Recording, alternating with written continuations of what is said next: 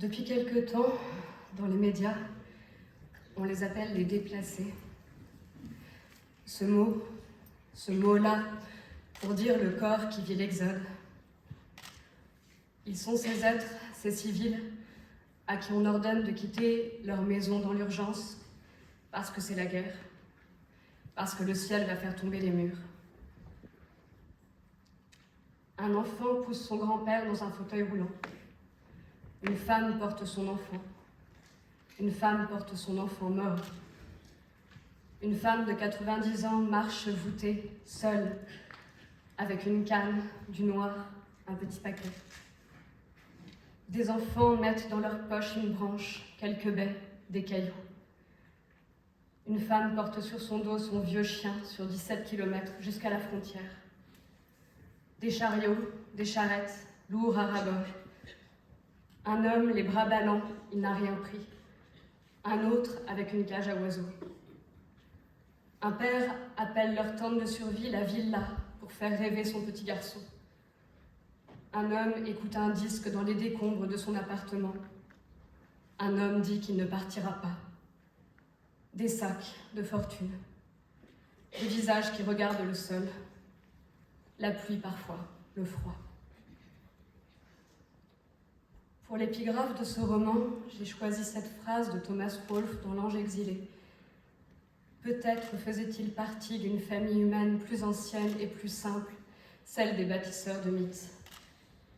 Car c'est le message de ce livre, que ce qui compte, que ce qui reste, la seule valeur certaine, ce sont les histoires, les chansons, les légendes, la mémoire.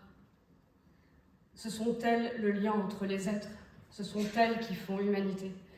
C'est l'histoire, le vrai, seul phénix, celle avec un tout petit H. Le H, avant, son hiéroglyphe, c'était une échelle. On gravit des montagnes pour sauver des histoires. Il fallait ça. Il a toujours fallu ça, faire des histoires. L'histoire, c'est ce qui rend supportable le doute, le vertige vertigineux de notre présence ici. Beaucoup ce soir ne l'ont pas lu, ce livre, et je ne raconterai que cela. Imaginons-le vraiment, pas d'un œil qui se préserve, qui observe de loin une scène insoutenable. Imaginez, c'est la guerre, les sons crient la terreur, et vous avez 1 heure pour tout quitter. 1 heure, une petite heure qui tient dans un point fermé, peut-être moins qu'1 heure tant elle est secouée, et vous devez faire un sac. Peut-être que vous ne reviendrez jamais, peut-être que vous serez mort tout à l'heure. Comment vivre ça? Comment choisir des choses avec le temps qui vous court après, avec l'horreur qui vous presse? Comment résumer une vie pour avoir l'impression de ne pas tout perdre, de conserver une identité, de sauver quelque chose? C'est inimaginable. Comme tout l'extrême, le sommet du bonheur, le sommet du malheur, cela ne se vit qu'au présent. Ce livre est un hommage, le titre le veut, il est dédié à ceux qui ont tout perdu.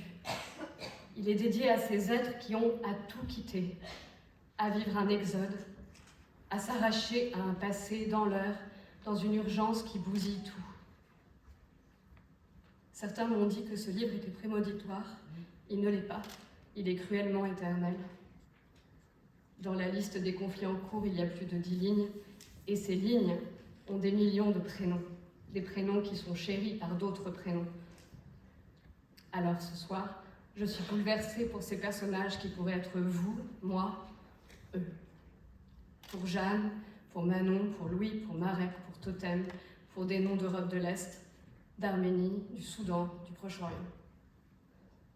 Ce roman que vous honorez, sur lequel vous posez un rayon d'estime, une paume chaude, fraternelle, il a ce titre à ceux qui ont tout perdu. Nous avons tous, chacun, à un moment perdu quelque chose d'inestimable, ou bien cela viendra. C'est terrible et inévitable. Au moment où je vous parle, il y en a qui perdent tout, les êtres, le toit, la vie, l'espoir, l'enfant. Et aussi la langue parfois qui se perd dans l'exode, qui se perd dans la mer. Tout, cela veut dire tout. Je suis sûre de cela. Tout cela veut dire qu'il ne reste rien que les histoires. Merci beaucoup.